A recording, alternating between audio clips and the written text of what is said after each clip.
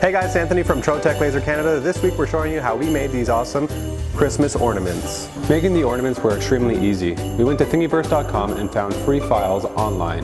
Once we had the files downloaded from thingiverse.com, we uploaded them to Job Control and cut them on our Speedy 100. Our TroGlass glitter is a cast acrylic that is mixed with glitter particles. Glitter acrylic offers massive opportunities for creative minds and designers. They can now explore new visual effects.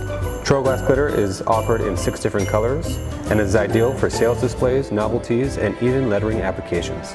Our TroGlass glitter is a 1/8 inch thick material. It comes in sheets of 24 by 40 inches and can also be cut to size.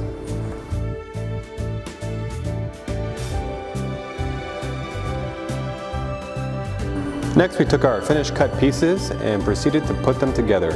Once our ornaments were complete, we took some chain from a local craft store, looped it onto our ornaments, and hung it on our tree.